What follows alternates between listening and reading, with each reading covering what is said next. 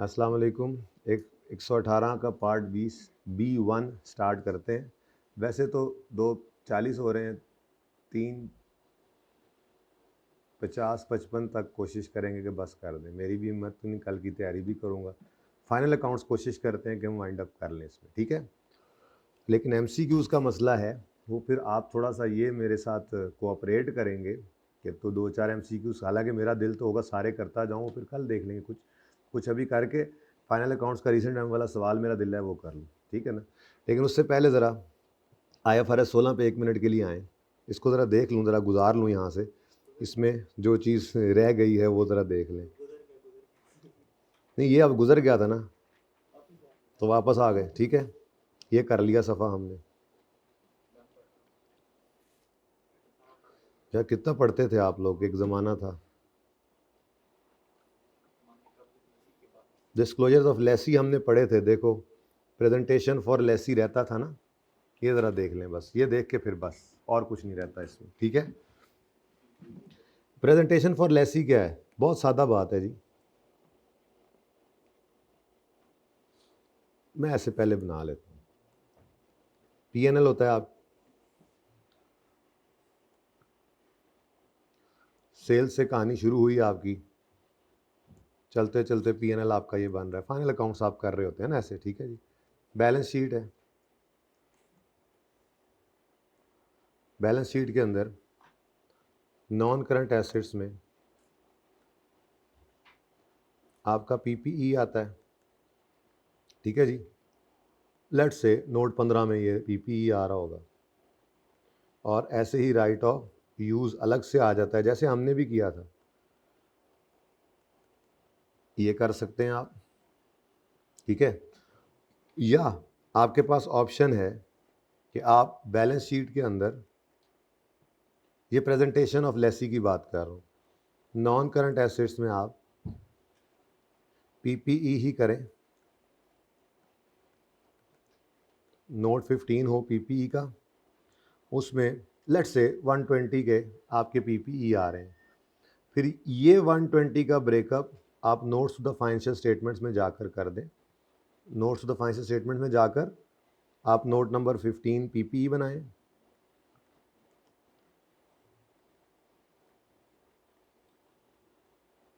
और यहाँ पे आप तोड़कर बताएं उसको कि जी मेरा प्रॉपर्टी प्लांट इक्विपमेंट लेट से 100 रुपये है, इसको आपने देखना है तो 15.1 में PPE का नोट देख लें, और राइट ऑफ यूज़ इसमें पड़ा है, नोट 15.2 उसका बना दिया है, वो 20 का है, वो इसमें देख लें। तो ये दोनों ही ऑप्शंस आपके लिए अलाउड हैं, यानी कि यूँ कर लें, चलें फिगर आ गई है तो 100 और 20 ये अलग अलग रखें, इनके अलग अलग नोट बनाएं। प्रेजेंटेशन की बात हो रही है, या आप बैलेंस शीट के फेस के ऊपर PPE के अंदर ही इकट्ठा एक शो करके इसके अंदर जाकर फिर ओन्ड एसेट्स और लीज्ड एसेट को अलग अलग करके दिखा दें, ठीक है जी। ये है प्रेजेंटेशन लेसी की बैलेंस शीट, ठीक है जी। तो ज़रा क्विकली इसको देख लें, इंपॉर्टेंट तो ये था ही, ठीक है। On the balance sheet right of use asset can be presented either separately or in the same line item in which underlying asset would be presented। का मतलब ये है, अगर आपका लीज एसेट की नेचर PPE की है तो या तो फेस पे राइट ऑफ यूज शो करो या PPE में छुपा दो। ऐसे ही आपका लीज एसेट जो है वो इन्वेस्टमेंट प्रॉपर्टी की नेचर का भी तो हो सकता था, याद है कुछ, कि आपने इन्वेस्टमेंट प्रॉपर्टी नेचर की चीज़ लीज पर लेके आगे सब लीज की हुई है, जैसे प्रॉपर्टी की लीज पे ले ली। तो अगर आपके अंडरलाइंग एसेट की नेचर इन्वेस्टमेंट प्रॉपर्टी की है तो फिर वहाँ पर भी यही दो ऑप्शन आ जाएंगे।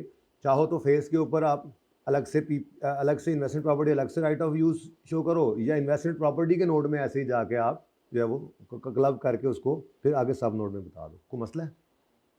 पॉज करें। अच्छा जी, यही लिखा हुआ है यहाँ पे कि बैलेंस शीट में राइट ऑफ यूज़ को या तो सेपरेटली शो कर दो या उसी सेम लाइन आइटम में शो कर दो जहाँ पर अंडरलाइंग एसिड ने नज़र आना है उसके साथ वाले ने, और लीज लाइबिलिटी को प्रेजेंट करो या तो सेपरेटली या अदर फाइनेंशियल लाइबिलिटीज़ के साथ क्लब कर दो। जाहिर सी बात है नोट्स में जाके फिर शो करना, ऐसी वाली बात, ठीक है ना, कि फेस के ऊपर या तो लीज लाइबिलिटी आ रही हो या फिर लॉन्ग टर्म लाइबिलिटीज़ के अंदर जाके फिर आप शो कर दो कि जी ये लॉन्ग टर्म लोन है या ये लीज़ है। वैसे हम अलग अलग ही करते हैं। हम इसमें कौन सा वाला पसंद करते हैं, राइट ऑफ यूज़ भी हो तो अलग शो करते हैं, पीपी वगैरह को अलग, और लीज लाइबिलिटी को भी अलग शो करते हैं, और लॉन्ग टर्म लोन्स को अलग। हमने फाइनल अकाउंट्स में भी ऐसे ही किया था, लेकिन स्टैंडर्ड इजाज़त देता है कि आप क्लब करना चाहो तो कर लो। वो फिर हमारा कंपनीज एक्ट कहीं पे आगे कुछ कह दे तो अलग बात है, स्टैंडर्ड की ये इजाज़त है। अच्छा, आगे वो कहता है if right of use asset and lease liability are not presented as separate line items and entity discloses the in the notes the carrying amount of those, वही वाली बात जो मैंने की, अगर आपने फेस के ऊपर उसको अलग से नहीं शो किया तो फिर नोट में अलग कर दें। आगे वो कहता है the above requirement is not applicable to right of use that meets the definition of investment property. The above requirement is not applicable to right of use asset that meets definition of and presented at investment property. मतलब उसके बारे में वो कह रहा है कि जी इसको आप अलग ही शो कर दें। बहरहाल हम उसको भी नोट्स, हम तो वैसे ही अलग शो करते हैं ना, हमारा तरतीब ही यही है कि हमने investment property, right of use investment property अलग किया, हमने PP right of use PP वाला जो था वो अलग किया, तो अलग ही लेकर चले आप। ठीक है जी। अच्छा, आगे कहता है इन स्टेटमेंट ऑफ प्रॉफिट और लॉस, अगली बात आ गई, ये ग्रीन से किया था। इन स्टेटमेंट ऑफ प्रॉफिट और लॉस क्या करें जी, एंड अदर OCI मतलब SOCI में क्या करें जी, क्या करें जी, depreciation charge of right of use is presented in same line item, वही वाली बात जैसे कि एक्सपेंस जहाँ पे पड़ा हुआ है, और इंटरेस्ट एक्सपेंस को भी अलग से दिखाना है। हाउएवर ये अमाउंट्स आप अगर इकट्ठी कर दें तो फिर उनको नोट्स में शो कर सकते हैं। The amount of interest expense on lease liability has to be disclose in the notes. Redemption charge right of use का उसी लाइन आइटम में शो कर दो जहाँ सिमिलर एक्सपेंस पड़े हुए हैं, और इंटरेस्ट एक्सपेंस को आप प्रेजेंट कर दो फाइनेंस कॉस्ट के अंदर सेम, लेकिन फिर अलग से नोट्स में बहरहाल बताना है। अल्टीमेटली नोट्स के अंदर आपने बता देना उसको। और कैश फ्लो के अंदर कहता है, ये तो है ही नहीं हमारे पास, बहरहाल आती नहीं ना यहाँ पे। In statement of cash flows lease payments are classified consistently with payments on the other financial liabilities. ठीक है, कि मतलब अब आगे वो बता रहा है लीज के पॉइंट ऑफ व्यू से कौन कौन सी पेमेंट्स होती हैं, आपको पता ही है। आप अगर लेसी हैं तो आपने लीज पेमेंट करनी है, अब वो आउटफ्लो होगा तो कैश फ्लो में कहाँ नजर आए, तो कहता है the part of lease payment that represent principal portion is presented in financing activities. जैसे लोन रीपे करते थे ऐसे ही लीज भी तो लोन की तरह से ही है, उसको तो कहाँ शो करना है, फाइनेंसिंग एक्टिविटी में। The part of lease payment जो कि इंटरेस्ट है उसको या तो ऑपरेटिंग में ले जाओ या फाइनेंसिंग में ले जाओ, जैसे आपका दिल करे। याद है आपको कैश फ्लो के अंदर आप इंटरेस्ट पेड को या तो ऑपरेटिंग एक्टिविटीज़ में बॉटम पे शो कर लेते थे या फाइनेंसिंग में भी ऑप्शन होता था। आप वैसे स्टैंडर्ड की बात मानते हो, मतलब स्टैंडर्ड की एग्जांपल को देखते हुए ऑपरेटिंग के एंड पे रखते थे, और डिविडेंड को स्टैंडर्ड की एग्जांपल देखते हुए फाइनेंसिंग। तो ये क्या है, ये लीज लायबिलिटी का प्रिंसिपल पे हो रहा होता है, लीज लायबिलिटी डेबिट और इंटरेस्ट एक्सपेंस डेबिट। तो वो कहता है इंटरेस्ट एक्सपेंस तो है ना, एक्सपेंस है, P&L में आ गया, उसकी पेमेंट जो है कैश फ्लो में कहाँ नजर आए, जैसे आपका दूसरा इंटरेस्ट कहीं नजर आता था। लीज पेमेंट, लीज लायबिलिटी यानी कि प्रिंसिपल अमाउंट जो पे हो रही है उस लायबिलिटी की पेमेंट आउटफ्लो कहाँ नजर आए, भाई फाइनेंसिंग, जहाँ लोन रीपेड नजर आता था वहीं पे लीज की रीपेमेंट आ जाएगी। ठीक है जी। और बाकी जो शॉर्ट टर्म लीजेज हैं या लो वैल्यू एसेट की लीजेज हैं या वेरिएबल पेमेंट्स हैं, उनको लीज, जिनको लीज लायबिलिटी में हम शामिल नहीं करते, बाद में आ जाती हैं, ठीक है, उनको आप as an operating cash flow show कर दिया करो, ये उसने कहा है। ठीक है, कि इनको वहीं पर ही शो कर दिया करो। अब और मेरे पास कुछ नहीं है इसके अंदर, मज़ीद भी आप नज़र मार लीजिएगा। अगर आपको IFRS 16 में कुछ लगे कि रहता है मुझसे पूछ लेना, मैं बता दूंगा। हाँ, एक और चीज़ है, सेकेंडरी इंडिकेटर्स हैं, इसको एक दफ़ा रीड ऑनली कर लेना MCQs के पॉइंट ऑफ व्यू से या वैसे भी। ठीक है, प्राइमरी इंडिकेटर्स वो आपका लेसर के 5 सवाल थे ना जी, लेसर के 5 सवाल याद हैं आपको, यहाँ पे वही लिखे हुए हैं। क्या लीज टर्म के एंड पर ओनरशिप ट्रांसफ़र हो जाएगी लेसी को, यस और नो। क्या पैसे दे, पहले मुफ्त में था, दूसरा पैसे देकर ट्रांसफ़र हो जाएगी, तीसरा क्या लीज टर्म इकोनॉमिक लाइफ का मेजर पोर्शन है, चौथा क्या PV of LP fair value के सब्सटेंशली इक्वल है, क्या एसेट स्पेशलाइज नेचर का है। अगर इनमें से किसी का भी आंसर यस हो तो लीज फाइनेंस है, वरना ऑपरेटिंग। अगर ये 5 के 5 सवाल ना समझ में आ रहे हों तो फिर कुछ सेकेंडरी इंडिकेटर्स भी हैं, indicators of situation that individually और in combination could also lead to a lease being classified as a finance. लेकिन हमेशा कंक्लूसिव नहीं है। क्या? If lessee can cancel the lease, the losses of cancellation are borne by lessee, कि अगर cancel करने के केस में जो लॉसेज हैं वो लेसी बियर करेगा, तो ये फाइनेंस लीज है। ठीक है, हालांकि ऊपर वाले सवाल सारे नहीं समझ में आए, तो फिर सेकेंडरी इंडिकेटर क्या है कि कैंसिल करने के केस में जो लॉसेज हैं, जो नुकसान है, पेनल्टीज वगैरह जो पे कर रहा होता है, ठीक है, वो लेसी पे करेगा। पेनल्टी किस लिए पे कर रहा है? जो नुकसान है वही भर रहा है, कि जो नुकसान होना है लेसर को, वो लेसर ने नहीं भरना, लेसी ने भरना है। तो फिर क्या लेसर अपनी किताबों में रखे एसेट छोड़े, बस ठीक है, नुकसान केस में भी रिकवर तो हो ही जाना है। Secondary indicator gains losses from fluctuation in fair value, वो भी किसको आने हैं? फिर लेसी को ही आने। और लेसी के पास ability to continue lease for a secondary period है एट अ नॉमिनल रेंट। जब हम एक्सटेंशन कर लेते थे बहुत नॉमिनल टाइम के ऊपर, तो हम कहते थे फिर एक्सटेंडेड पीरियड को लीज टर्म को। तो ये कुछ सेकेंडरी इंडिकेटर्स हैं जिनको एमसीक्यू उसके पॉइंट ऑफ व्यू से ज़हन में रख लीजिएगा कि 5 तो प्राइमरी इंडिकेटर्स हैं ही ना, 5 सवाल जो हमने याद रखे थे। अगर वो कहता है कि वो ना हो, या ये भी कुछ ऐसे हैं जो कि कम्बिनेशन में या अलग अलग एक लीज को फाइनेंस लीज बना सकते हैं, कि नुकसान लेसी भरेगा, फिर फ़ायदे नुकसान फ्लक्चुएशन इन फेयर वैल्यू के भी लेसी को आने हैं, और लेसी जो है वो इसको कंटिन्यू कर सकता है नॉमिनल प्राइस पे करके। तो ये भी कुछ निशानियां अक्ल वालों के लिए कि ये लीज कौन सी है, finance. Lease classification is made at the inception date, हाँ जी, and is reassessed only if there is lease modification, जो कि हमारे सिलेबस में नहीं है। कहता है ये वो बात जो मैं पहले सुबह वाली क्लास में कर रहा था कि हमने लीज की क्लासिफिकेशन करनी है किस वक्त? एट इंसेप्शन पे, उसी दिन खड़े होकर सारे एस्टीमेट लगा लिए, और इसको रीअसेस सिर्फ तब करना है अगर लीज की अंदर मॉडिफिकेशन हो। ये हमारे सिलेबस में नहीं है। बहरहाल classification is not change due to change in estimate, आप रेफर कर सकते हो। अब अगर एस्टीमेट चेंज हो भी जाए तो क्लासिफिकेशन आज नहीं चेंज हो रही, और चेंज इन सर्कमस्टांसेस, अगर सर्कमस्टांसेस भी चेंज हो जाए तो वो बात की बात है। आज खड़े होकर तो हमने जो इनिशियल एस्टीमेट्स हैं उन्हीं की बेस के ऊपर सारा काम करना है, जैसे हमने अभी रिसेंट अटेम्प्ट वाला सवाल किया था। भाई ये बोर्ड तो मिटा दीजिएगा, मोबाइल नीचे रख के आजकल आप देख रहे हैं। फाइनेंस और ऑपरेटिंग लीज सिर्फ पॉइंट ऑफ व्यू है लेसर का, और कॉन्सेप्ट ऑफ फाइनेंस ऑपरेटिंग नहीं है लेसी का, ये जहन में रखना, ठीक है।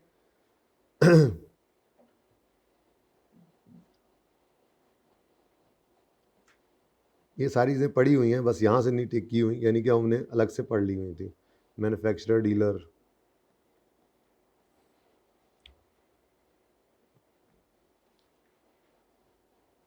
समरीज, वेरी इंपॉर्टेंट समरीज हैं ये, और बस ठीक है जी। बाकी कोई चीज़ अगर हो आपके जहन में हो तो आप पूछ भी सकते हैं। आ जाएं ज़रा जंप लगा के, कभी 1 में कभी 2 में ऐसे घूमेंगे ताकि आप बोर ना हो। अभी हम वॉल्यूम 1 में थे, अभी हम वॉल्यूम 2 में आ गए, अब फिर वॉल्यूम 1 में सुबह जाएंगे, फिर वॉल्यूम 2 में आएंगे, फिर कोशिश करेंगे शाम तक ये उठा पटक करके। कोई छोटी मोटी चीज़ रह भी गई तो मैं बॉदर नहीं करूँगा उसको कि आपको फिर संडे बुलाऊँ या मंडे बुलाऊँ, बस फिर जो भी रह जाएगा वो इकट्ठा करके एक ही दिन को 2 घंटे घंटा, अगर कोई होता है तो, अव्वल तो होगा नहीं, होता भी है तो वो आप आराम सुकून से किसी भी दिन, आपको आने की ज़रूरत नहीं, जो लाइब्रेरी में बैठेंगे मैं उनको पकड़ लूँगा, पढ़ाई शुरू करें बस। इस वक्त क्या है, हमने अल्हम्दुलिल्लाह बहुत आराम सुकून से सारा सिलेबस किया है। थोड़ा सा टाइम जो भाग दौड़ करनी थी वो दरमियान में कर ली थी ताकि एंड पे भाग दौड़ ना हो, तो इसीलिए अभी हम रिलैक्स होकर कर रहे हैं सारा काम। आइए आइए FAR 2 की क्लास में बैठना है तो बैठिए, नहीं बैठ तो जाओ, फ़ायदा कोई नहीं होना तुम्हें, तुम अपनी क्लास में तो आए नहीं। कल कोई क्लास नहीं R1 की भाई, हाँ मंडे से इंशाल्लाह फिर रिवीजन है, सिलेबस बस ख़त्म ही समझो, बाकी ख़त्म नहीं भी है और ख़त्म भी है, ख़त्म नहीं भी है ना। अब ज़ाहिर है रिवीजन के साथ साथ ऐसे छोटे छोटे, देखो ना IFRS 16 के अंदर से लीज में से देखो 2-3 चीज़ें निकल आई जो नहीं पढ़ी हुई थी, अब मैंने पढ़ा दी, मेरी तसल्ली हो गई। अब फाइनल अकाउंट्स के अंदर भी जैसे ये एक टेबल है पेज 576 पे तशरीफ़ लाएं, कितना आसान टेबल है, ज़बानी कलामी तो हमने किया हुआ है, एक नज़र देख लेने में कोई हर्ज है। आपको फाइनल अकाउंट के सवालों के अंदर एक्सपेंसेस को क्लासीफाई करना पड़ता है, कॉस्ट ऑफ सेल में, सेलिंग में, एडमिन में। बचपन वाला P&L नहीं बना सकते इंट्रो वाला आप, कि आपने एक्सपेंस की हेडिंग दी और सारे जान के एक्सपेंसेस उसमें डाल दिए मोबाइल वाले भाई, ठीक है। तो आपके पास एक फैक्ट्री होती है, पूरा सेशन इसने नहीं, आज भी नहीं छोड़ रहा, कल आखिरी क्लास है, कल छोड़ देना, ठीक है। फैक्ट्री कल भी नहीं छोड़ोगे, एडमिन, अकाउंट्स, HR वगैरह वाले बैठे होंगे, और शोरूम होगा आपका लेट से। तो ये फैक्ट्री के खर्चे सारे के सारे कॉस्ट ऑफ सेल में जाते हैं, एडमिन वाले, अकाउंट्स वाले, एचआर वाले एडमिन एक्सपेंस हैं, शोरूम वाले सेलिंग एक्सपेंस। अब ये एक लिस्ट गिवन है पास पेपर्स को सामने रखते हुए जिसमें डिफरेंट एक्सपेंसेस हैं जिनको आप पढ़कर बता सकते हैं। मैंने ऊपर हेडिंग छोड़ दी, अभी छुपा ली। स्टॉक्स हैं, परचेजेज हैं, carriage in, डेप्शन of plant machinery, factory rent, power, factory की लाइटिंग, फैक्ट्री के expense, purchase return, closing stock, ये सब के सब कहाँ पे आते हैं? ये फैक्ट्री से रिलेटेड खर्चे कॉस्ट ऑफ सेल में आएंगे। कैरेज आउट अगर हो, कैरेज आउटवर्ड, आज FAR1 की क्लास में गालिबन एक सवाल आया था, ये आपकी क्लास में आया था, आई थिंक FAR1 की सुबह वाली क्लास में आया था।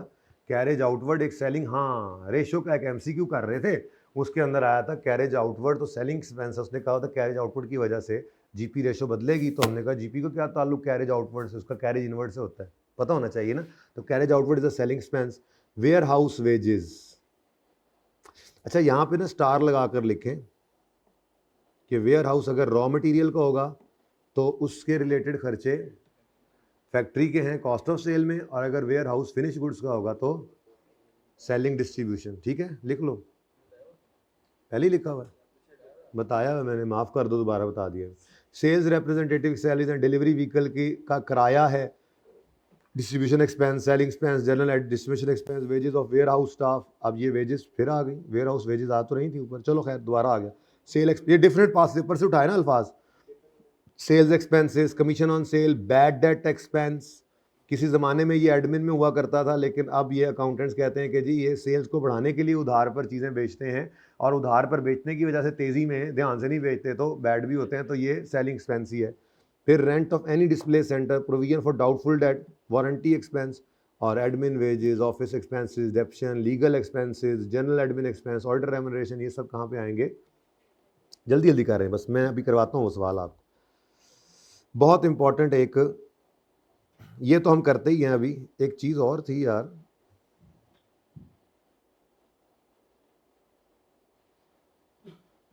छोटी सी चीज़ है, वो पहले कर लें। ये ऑफ सेटिंग एक चीज़ है जी, ऑफ सेटिंग कहीं किसी MCQ में आ जाए, परेशान ना करे। ऑफ सेटिंग पेज नंबर है आप लोगों का 595। बस करते हैं फाइनल अकाउंट का सवाल। गला मेरा बैग है आज, नहीं वो पानी तो कम टप गया हूँ, ये क्लासा मुकन गया ता ही खुलेगा, गल बद गई है। Of setting, assets and liabilities must not be offset, must not be offset. Assets और लायबिलिटीज को ऑफसेट नहीं करना, एक्सेप्ट जहां पर ऑफसेटिंग रिक्वायर्ड बाय किसी और स्टैंडर्ड हो। ये IS1 कह रहा है, items of incomes expenses must be offset when and only when IFRS requires और परमिट्स। ठीक है जी, तो वो कहता है कि एसेट्स लायबिलिटीज़ को तो आपने ऑफसेट नहीं करना, हाँ अनलेस के कोई स्टैंडर्ड आपको कहे कि आप ऑफसेट कर सकते हो। ठीक है, जैसे एसेट रिलेटेड ग्रांट आती थी, आपको बचपन में याद होगा, तो ग्रांट एक लायबिलिटी है, आप एसेट में से नेट कर लेते थे जब आपको स्टैंडर्ड इजाज़त देता है इस वजह से। ठीक है, लेकिन आपने खुद पढ़ा IFRS IS 37 के अंदर रीइंबर्समेंट और प्रोविजन, तो रिसीवेबल को बैलेंस शीट में अलग रखो, प्रोविजन को अलग रखो, हाँ इनकम एक्सपेंसेस को नेट कर सकते हो। ठीक है, for example offsetting is only allowed if permitted और required by IFRS and ultimately results in reflecting ज़रा बेहतर ट्रांजैक्शन और इवेंट, सब्सटेंस बताना जो बता सके। जैसे मिसाल के तौर पे आपने एक एसिड बेचा 70 रुपये का, उसकी बुक वैल्यू थी आपकी किताबों में 50 रुपये, 20 रुपये का आपको क्या आ गया जी? गेन। अब बिल्कुल कोई करना चाहे तो ये कर सकता है कि वो 50 रुपये एक्सपेंस आउट कर दे और 20 रुपये बल्कि अदर इनकम में 70 रुपये डाल दे। करने वाले यूँ कर सकते हैं, करने वाले कर सकते हैं कि 70 रुपया मुझे इनकम हो गई, 50 रुपये मेरा एक्सपेंस हो गया। लेकिन इसकी बजाय आज तक क्या करते आए हम, ज़्यादा बेटर जो हमें इसका सब्सटेंस बताया एक ट्रांजैक्शन का, वो काम क्या है, हम अदर इनकम में कहते थे कि ये 20 का गेन ही ले जाओ, यानी 70 माइनस 50 करके हम 20 का गेन इधर बुक करते थे। तो पढ़ो ज़रा, offsetting is only allowed if permitted और रिक्वायर्ड बाय IFRS। और अल्टीमेटली रिजल्ट करे रिफ्लेक्टिंग सब्सटेंस। लेकिन ये जो लिखा हो ना, items of income expenses must be offset when and only when IFRS requires और परमिट्स इट, ठीक है। वहाँ पर भी वो कह रहा है ऑफसेटिंग तब करनी जब रिक्वायर करे या इजाज़त दे। इधर इजाज़त दे रहा होता है स्टैंडर्ड, ठीक है। तो इजाज़त कहाँ पर देता है, जहाँ पर वो नॉर्मली अच्छा बेहतर तरीके से आपकी जो है वो ट्रांजेक्शन को बता सकें। जैसे कि एग्जाम्पल्स हैं, offsetting of income and expense जो कि रिक्वायर्ड है, ये रिक्वायर्ड है, इसमें ऑप्शन नहीं है। आप सेल को अलग ग्रॉस शो करके ट्रेड डिस्काउंट को अलग कहीं शो नहीं कर सकते आपको। हाँ, वो हमारे कंपनीज एक्ट ने ये ज़रूर कहा है कि आप उसको क्या करो, आप ग्रॉस सेल्स में से ट्रेड डिस्काउंट को माइनस करके शो करो, ठीक है। ऑफसेटिंग ऑफ इनकम, लेकिन वो लॉ की रिक्वायरमेंट है, स्टिल नेट सेल्स शो करनी। कहाँ जा रहे हो भाई, बैठो, कहीं नहीं जा सकते तुम, बैठ जाओ इधर। अच्छा, ऑफसेटिंग ऑफ इनकम जो कि रिक्वायर्ड नहीं है लेकिन अलाउड है, ज़रूरी नहीं है कि करो लेकिन इजाज़त है। क्या है जी, carrying value of PPE sale proceeds में से। अब ये कोई रिक्वायर्ड नहीं है, लाजमी नहीं है, यानी मैंने कहा ना कि आप ये कर सकते हैं, लेकिन परमिट करता है, स्टैंडर्ड्स अलाउ करते हैं कि ये काम कर लें, ठीक है। ऑफसेटिंग ऑफ इनकम एक्सपेंसेस जो कि अलाउड नहीं है, क्या नहीं allowed, we can not offset cost of sale from sale to show gross profit directly. वो कहता है आपने इनकम स्टेटमेंट में जीपी नहीं शो कर देना। हाँ, वो यार मैंने ऑफसेटिंग कर दी इनकम और एक्सपेंसेस रिलेटेड को, भाई सेल्स अलग शो करनी है, इसकी इजाज़त नहीं है। तो ये तीन बातें आ गई, कहाँ पर लाजमी है कि करो, कहाँ पर इजाज़त है कि करो या ना करो, और कहाँ पर इजाज़त बिल्कुल भी नहीं है कि करो। ऐसे ही offsetting of assets and liabilities जो कि अलाउड है, ये मिसालें हैं। डेटर और क्रेडिटर सेम पर्सन से ऑफसेट कर सकते हैं, लेकिन अंदर की बात यह है कि उससे पूछना पड़ता है। यानी हमारी किताबों में एक डेटर आबिद आया बैठा है, डेटर आबिद है, यानी कि हमने इसका 100 रुपया देना है, एट द सेम टाइम उसने हमारा 120 भी देना है, तो हम उससे ज़्यादा लेकर कहते हैं यार ऑफसेटिंग करके तुम्हें सिर्फ क्रेडिटर में 20 रुपये ना शो कर दें, तो ठीक है। तो एक ही बंदा जो है, कॉन्ट्रा एंट्री सी कहते थे, एक ही बंदा अगर आपका डेटर भी और क्रेडिटर भी है तो उसको ऑफसेट आप कर सकते हैं। लेकिन कहाँ पर ऑफसेटिंग रिक्वायर्ड अलाउड नहीं है, हुकूमत वाला टैक्स पेएबल हुकूमत कहती है अलग दिखाओ, और कोई रिफंडेबल है इनकम टैक्स तो वो, यानी सेल्स टैक्स पेएबल आ रहा हो और इनकम टैक्स रिफंडेबल एडवांस दे दिया हुआ आ रहा हो, तो नेट नोट करके नहीं शो करना, सेल्स टैक्स अलग से शो करो पेएबल, और टैक्स रिफंडेबल एडवांस टैक्स वगैरह वो अलग शो करो। इसकी इजाज़त नहीं है, ये हुकूमत पाकिस्तान ने इसकी इजाज़त नहीं दी, ठीक है जी। अच्छा, इसके बाद ना जी, वो एक आपको मैंने पढ़ाया था, 250 एम्प्लॉइज से ऊपर हो, इतने शेयर कैपिटल से ऊपर हो, इतने रेवेन्यू से ऊपर हो तो large scale, medium scale, small scale, याद है? वो अभी दोबारा पढ़ाता हूँ मैं, वो तो मैंने दोबारा रिवाइज कराना है आपको जल्दी से। लेकिन उससे पहले ये जो आपका असूल है कि 250 एम्प्लॉइज से अगर ऊपर चले गए, एक भी 251 एम्प्लॉई हो गए तो आप लार्ज स्केल बन जाएंगे, ये कितने अरसे ऐसा होता रहे तो आपने, मिसाल के तौर पे आपके थे 275 एम्प्लॉई, आप लार्ज स्केल कंपनी में फॉल करते थे, एक साल आपके 245 हो गए, क्या करें, मीडियम में आ जाए। अब यहाँ पे आपको स्टैंडर्ड गाइडेंस देता है क्या, an entity shall present a complete set of finance. अच्छा, ये तो कोई और बात है, फ्रीक्वेंसी रिपोर्टिंग है, चलो खैर ये तो अलग बात है।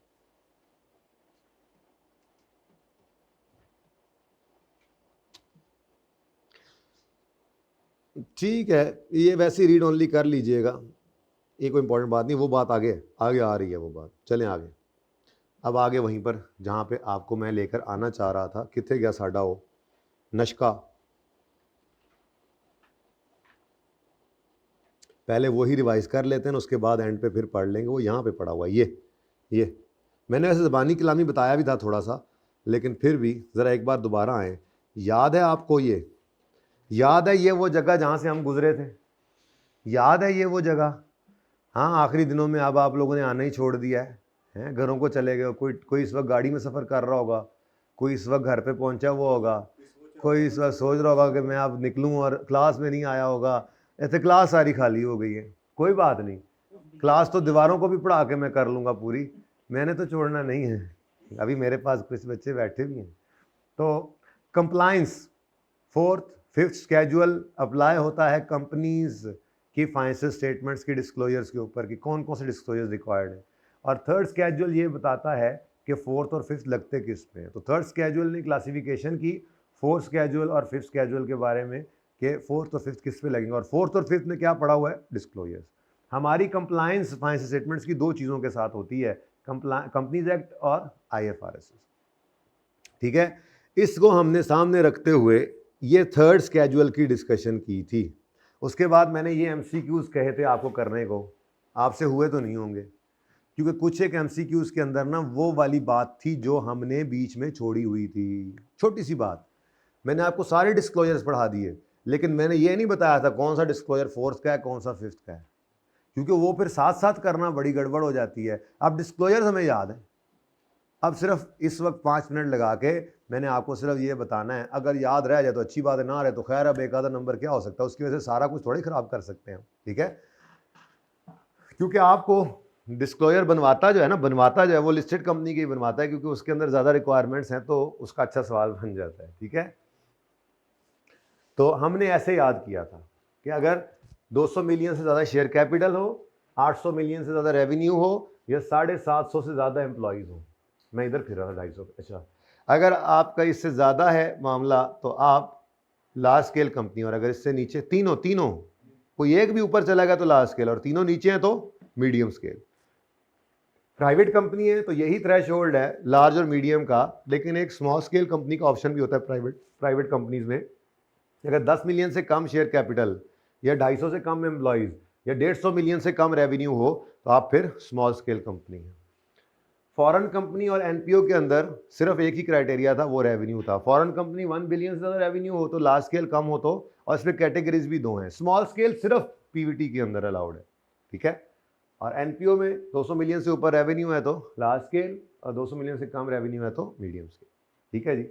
उसके बाद फिर हमने कहा था प्रॉब्लम चाइल्ड्स हमारे ये 3 हैं, इनको छोड़कर बाकी बात करें तो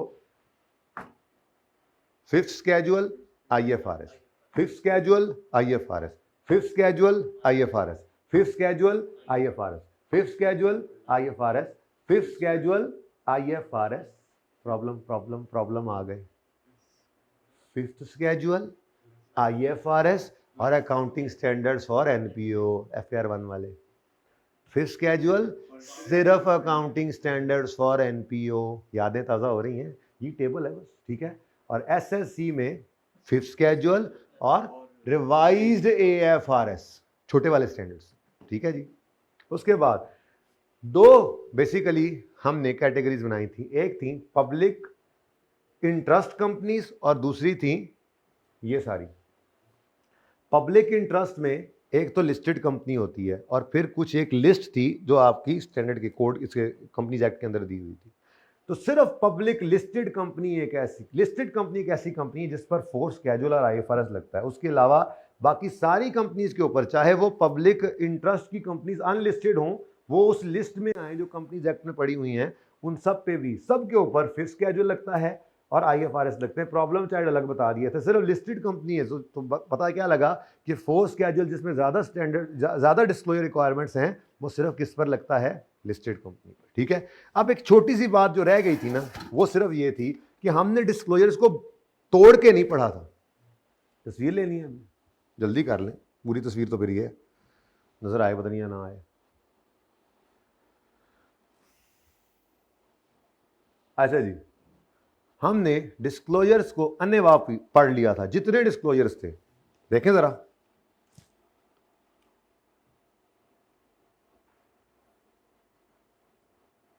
कितना पढ़ते थे आप लोग, एक वक्त था, आज आप लोग छोड़ के चले गए मुझे। ये तो अभी की बात है, महीना पहले की बात है।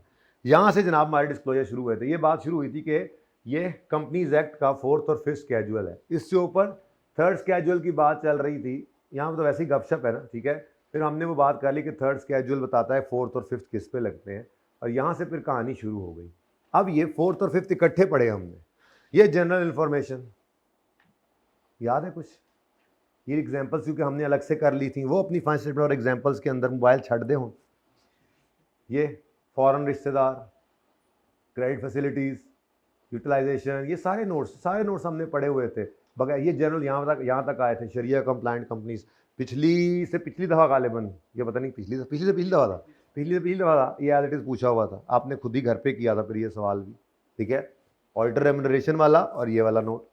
उसके बाद फिर फाइनेंस बैलेंस शीट वाले डिस्क्लोजर शुरू हुए थे, सन्ड्री रिक्वायरमेंट्स थी, फिक्स एसेट्स रिलेटेड क्या बताना है हमने, लॉन्ग टर्म लोन एडवांसेस थे, उसके बाद करंट एसेट्स थे, और वो सिक्योरिटी डिपॉजिट पर बीच में फिर शेयर कैपिटल शुरू हो गया, शेयर कैपिटल का नोट बनाया था हमने, नॉन करंट लायबिलिटीज़, और उसके बाद आपका सिक्योरिटी डिपॉजिट, ठीक है जी। फिर कंटिजेंसीज एंड कमिटमेंट्स थी। उसके बाद इनकम स्टेटमेंट के डिस्क्लोजर शुरू हुए, 5 डिस्क्लोजर्स थे आपके, सेल का डिस्क्लोजर, ऑडिटर रेम्यूनरेशन का, डोनेशन का, उसके बाद ये वो बड़े वाला नोट, चीफ एग्जीक्यूटिव डायरेक्टर्स वाला। याद आ रही है बातें कुछ?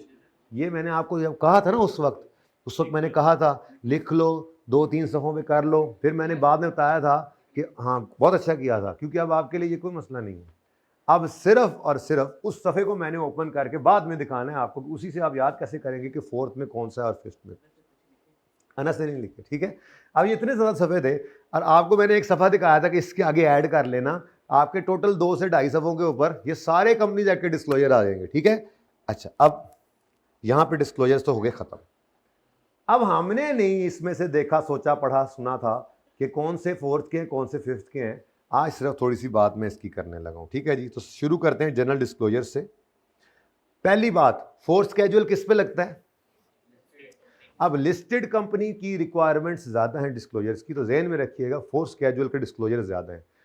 सारे डिस्क्लोजर्स के अंदर हमेशा आपको नज़र आएगा, सारा डिस्क्लोजर जो आपने याद किया उसमें से आप कहोगे कि 5th के अंदर ये नहीं है, ये नहीं है, ये नहीं है। ये पूरे एक्ट के अंदर सिर्फ एक जगह ऐसी है, हर जगह पे 4th आ गया 5th से, 4th में ज़्यादा रिक्वायरमेंट्स हैं, सिर्फ एक जगह ऐसी है जिस पे 5th 4th से आगे बढ़ गया, वो बताता हूं आपको। तो बहुत आसान काम है। जैसे इधर देखो, जनरल इंफॉर्मेशन क्या थी, बस 10 मिनट के अंदर कोशिश करनी है यार इसको, ठीक है ना। जनरल इंफॉर्मेशन क्या थी जी? आप बताएं जियोग्राफिकल लोकेशन, एड्रेस, और चलो मिल्स और प्लांट्स के अलग बताएं। उसके बाद पर्टिकुलर बताएं, इमूवेबल प्रॉपर्टी के लोकेशन और एरिया बताएं। फिर कैपेसिटी बताएं इंडस्ट्रियल प्लांट की, और कुछ शॉर्टफॉल है तो रीजन बताएं। फिर नंबर ऑफ एम्प्लॉइज, एवरेज और क्लोजिंग, और फिर आपने लोकल रिश्तेदारों का बताना है, नाम और उनका रिलेशन, ठीक है। अब ये सारे डिस्क्लोजर जहन में रखिए, सिर्फ एक जगह पर वो कहता है कि ये पूरे का पूरा पॉइंट ही नहीं है, the 5th schedule does not require address to be disclose. इसमें सिर्फ उसने क्या नहीं मांगा हुआ, 5th में क्या नहीं है, एड्रेस, और ये पूरा बुलेट ही नहीं है। यानी कि 5th स्केड्यूल जो लिस्टेड कंपनी पर नहीं लगता, उसने इसमें एड्रेस की कमी कर दी, और इमूवेबल फिक्स, यानी कि 5th स्केड्यूल कहता है तो क्या कहता है कि सिर्फ जियोग्राफिकल लोकेशन बता दो मिल्स और प्लांट की, एड्रेस बताने की जरूरत नहीं है, तुम लिस्टेड नहीं हो तो। और इमूवेबल एसेट्स की लोकेशन, एरिया और पर्टिकुलर्स नाम बताओ, बेसिकली ये बात, ठीक है। कहानी खत्म। अब इतनी सी बात है। अब मैं शुरू में कहता तो तुम लोग इसी में ही रहते कि 4th केड़ा थे 5th केड़ा। ये डिस्क्लोजर अब आपको याद है, बनाए भी हमने, देखे भी, अलग से नोट्स के अंदर भी पड़े हुए हैं, ठीक है। अब सिर्फ इतनी सी बात याद क्या रखनी है, 5th स्केड्यूल में ये मिल्स और का एड्रेस नहीं मांगा उसने, और 5th स्केड्यूल ने इमूवेबल वाला पॉइंट ही नहीं मांगा हुआ। तो 4th में सब कुछ है, 5th में पहले पॉइंट का एड्रेस नहीं है और दूसरा पॉइंट ही नहीं है। आगे बढ़े। उसके बाद फॉरेन रिश्तेदारों पे आए। यहां पे क्या कहता है, यहां पे देखो, यहां पे कहता है basis of association, 5th schedule ने कहा नाम बताओ, percentage of share holding 5th schedule ने कहा नाम बताओ। लेकिन ये वाहिद जगह है जहां पे 5th स्केड्यूल 4th से आगे बढ़ा, एडवांस बता दूं, उसके अलावा कहीं पे और ऐसा नहीं है। हमने क्या याद रखा हुआ है, हमने रखा हुआ था एसोसिएटेड कंपनीज, सब्सिडरीज, यानी कि फॉरेन रिश्तेदारों के बारे में क्या बताओ, उनका नाम बताओ, कंट्री ऑफ इनकॉर्पोरेशन बताओ, रिश्तेदारी बताओ, और परसेंटेज ऑफ शेयर होल्डिंग बताओ। ये 4 चीजें थी, नोट भी देखा, बनाया भी था, ठीक है। अब 5th स्केड्यूल में बेसिस ऑफ एसोसिएशन नहीं है, परसेंटेज ऑफ शेयर होल्डिंग नहीं है, लेकिन 5th स्केड्यूल कहता है कि आप इनका नाम, कंट्री के साथ साथ इनका रजिस्टर्ड एड्रेस बताएं। ये एक जगह पे थोड़ा सा, तो ये वाहिद जगह जहां पर आपका फर्स्ट बुलेट के अंदर 5th schedule also requires address to be disclose, जो कि 4th ने नहीं कहा हुआ, ठीक है। सही है। आगे जरा देखें एक दफा, ये 5th में है ही नहीं, ये 5th में है ही नहीं, ये पॉइंट नंबर 2 से 8 तक 5th में यानी कि सिर्फ नाम बताना है आपने, ठीक है। ये पूरा डिस्क्लोजर फिफ्थ में है ही नहीं, ये तो वैसे ही आसान हो गया। आगे बढ़ो जी, कहीं लिखा हुआ है कि नहीं है? तो दोनों में जहां पे फर्क है बताया हुआ है। ओके नेक्स्ट, जनरल सब में है। फिक्स एसिड के बारे में बताओ, सब बताओ, सब बताओ, कहीं पे कुछ नहीं लिखा हुआ, सब बताओ, सब बताओ, चलता आ रहा है, कोई चक्कर ही कोई नहीं है, कहीं पे जाकर देख लो। ये पैरा फिफ्थ में नहीं है। कौन सा पैरा है भला? ये वाला, ये लिस्टेड कंपनी के ऊपर लगता है, ठीक है।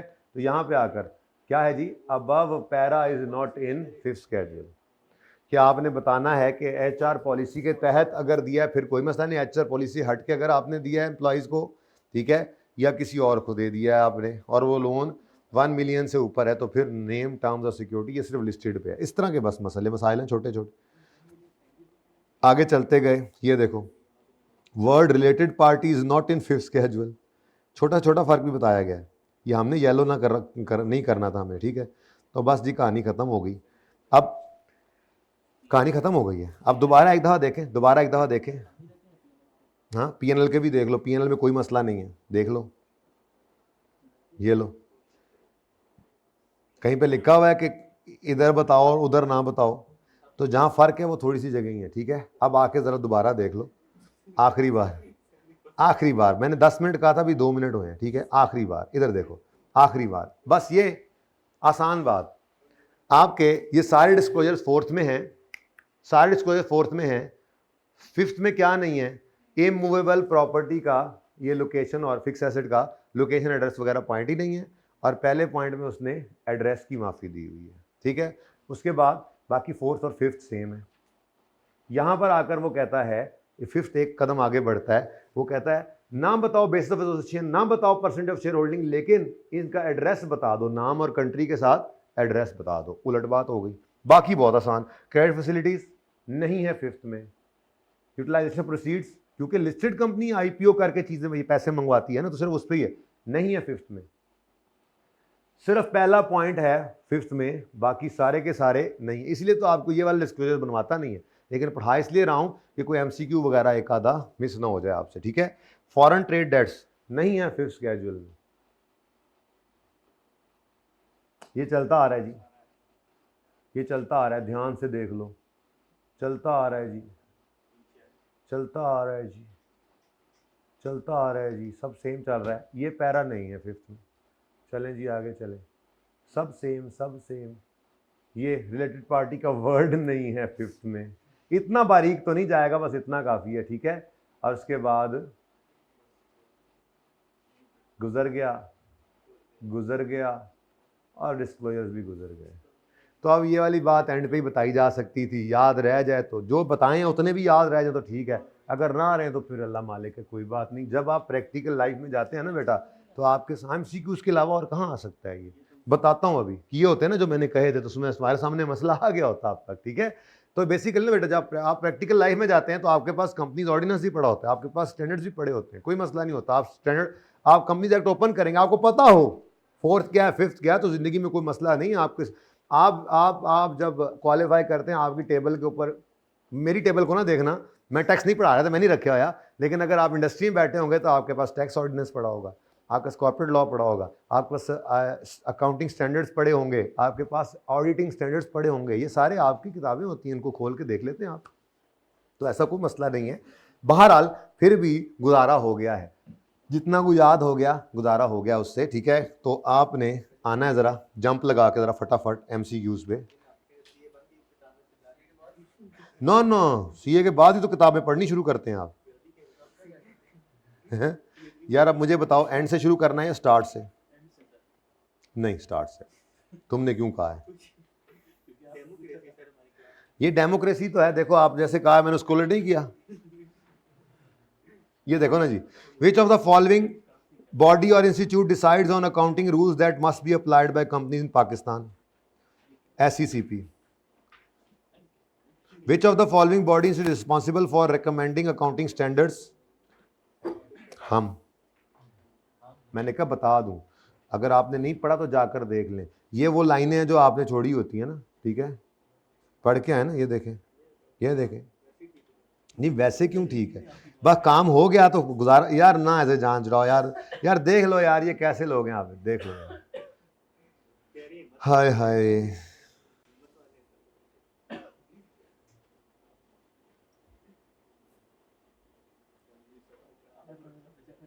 चलो चलो चलो, मैं बाद में कल कल कल कल मैं पढ़ा दूंगा, ठीक है, कल पढ़ा दूंगा। हैं R1 वाला वो बहुत हिम्मत वाला बच्चा है, तुम लोगों की तरह नहीं है। वो जापानी बच्चा है, तुम चाइना दे बच्चे हो।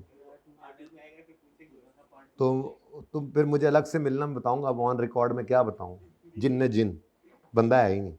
अच्छा जी, ईजी नहीं लेना उसे, किसी के बारे में मैं कह रहा हूं तो फिर बाकी कुछ है तो कह रहा हूँ।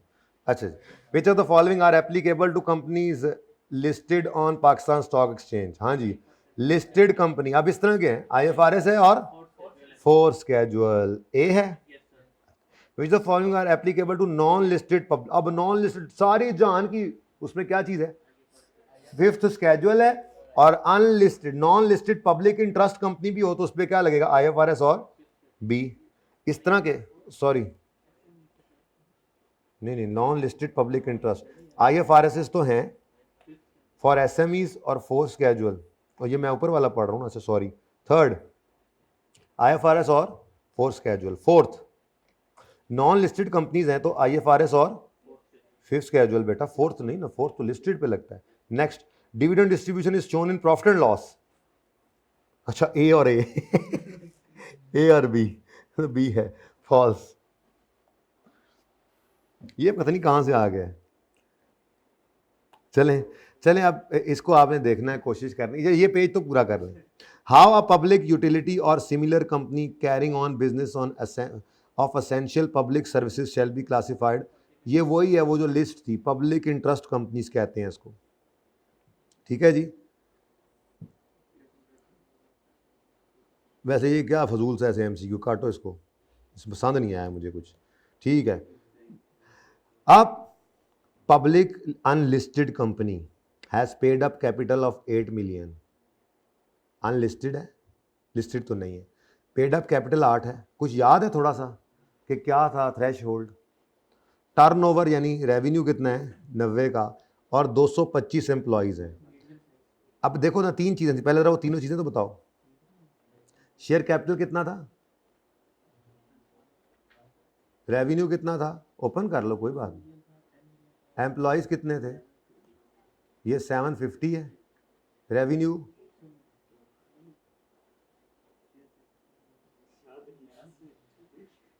ओपन करो, मुझे नहीं पता, मैंने नहीं ओपन करके दिखाना, ये तो कोई बात जी, क्या जी, रेवेन्यू 800 मिलियन है, और अब ये थोड़ी सी हिम्मत करके उन्होंने बता दिया, लेकिन आप लोग खुद देख लो, क्यों नहीं आप लिफ्ट करा रहे, MCQ आ गया।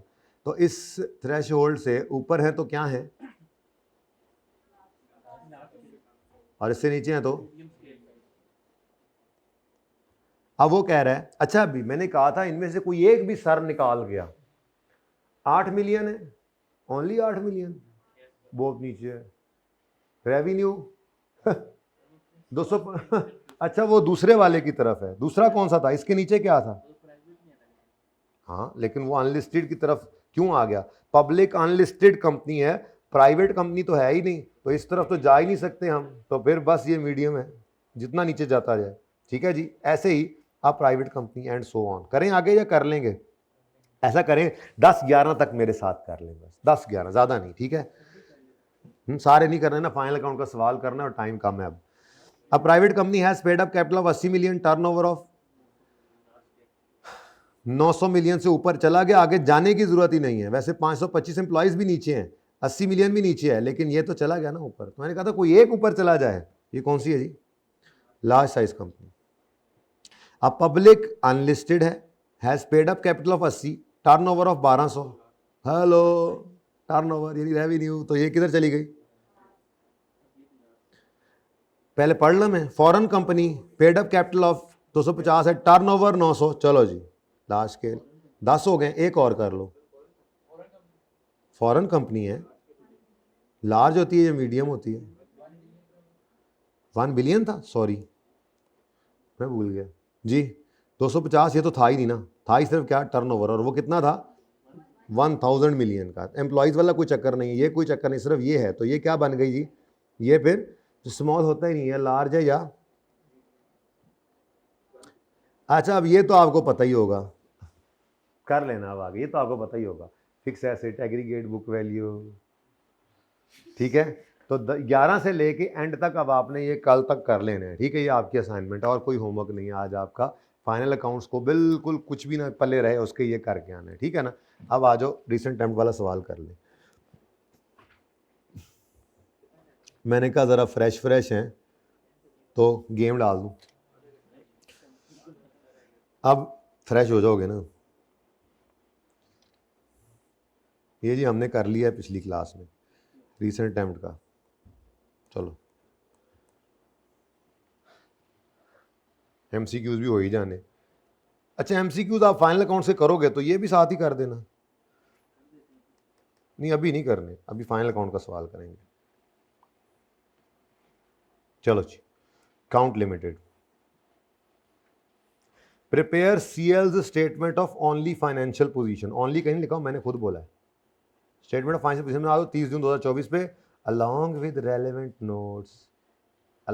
relevant notes showing possible disclosures as required under IFRS and Companies Act, comparative भी रिक्वायर्ड नहीं है और नोट ऑन अकाउंटिंग पॉलिसीज भी रिक्वायर्ड नहीं है, बताया हुआ है आपको पहले, ठीक है।